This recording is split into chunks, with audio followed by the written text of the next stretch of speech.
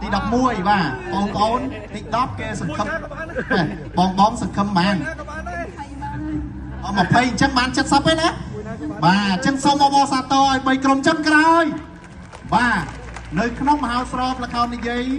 ឆ្នាំ2025ដាត់លេខ3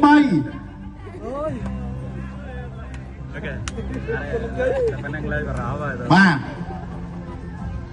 សន្យាណាជាប់លេខប្រមាណក៏ដោយកុំអាទៅចាំរំជុំគ្នាណា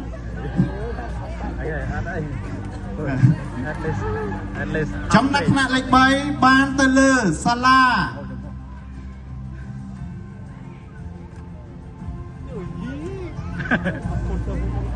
សាលាបញ្ញាសាអន្តរជាតិថ្នាក់ទី11ចំណែកថ្នាក់លេខ3អូ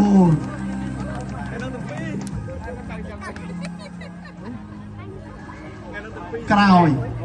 ចំណែកថ្នាក់លេខ2និងលេខ1 2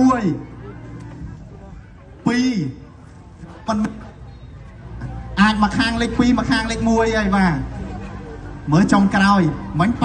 ឥឡូវសង្ឃឹមប្រមាណភាគរយ80ដដែល80ដដែលខាងបែបទីនៅដដែលណាមានន័យថាចិត្តនឹងដូចគ្នាចាខ្ញុំនឹងប្រកាសជ័យលាភីចំណាត់ថ្នាក់លេខ1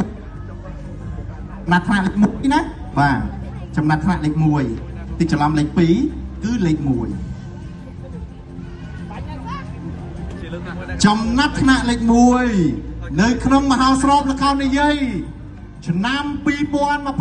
2025បានទៅលើសាលា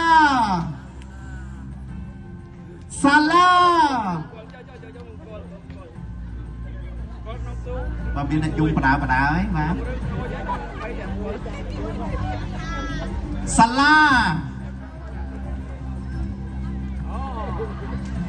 សង្ឃឹមអត់សូនអត់មិនធ្លាក់ដល់សូនវិញសូនវិញអញ្ចឹងមែនមិនធ្លាក់ដល់សូនវិញហ្នឹងណាបាទមួយថ្ងៃរត់ DJ បាទតិចទៀតចាំចាក់ DJ ជុំគ្នាបាទមកចិត្តថ្នាក់លេខ1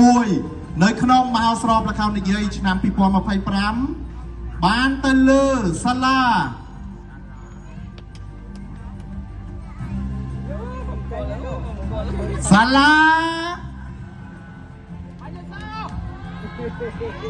អត់ទេសុំពីទស្សនិកជនតិចសិនបើសិនបញ្ញាសាអន្តរជាតិថ្នាក់ទី10លេខ1សុំសម្លេងតែដែរនឹងទៅលឿនឆាកបើសាលាបែធីអន្តរជាតិសាខាទី18ចំណាត់ថ្នាក់លេខ1សុំតែដែរ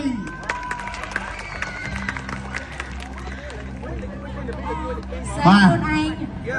អរគុណឥឡូវនេះជាពេលវេលាដែលយើងរងចាំរយៈពេល1ឆ្នាំនៃម្ចាស់ជ័យលាភីតំណែងជើងឯកលេខ1ប្រចាំមហោស្រពសិល្បៈល្ខោននិយាយក្រោមប្រធានបទវត្តភ្នំជំរំប្រវត្តិសាស្ត្របានទៅលើសាលា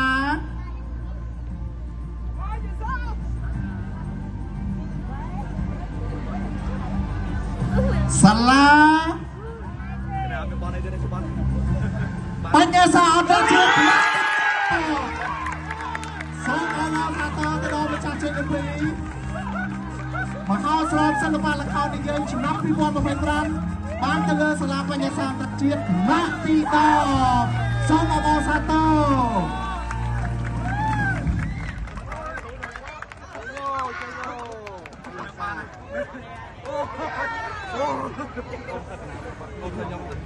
បាទមើលចង់សម្ភា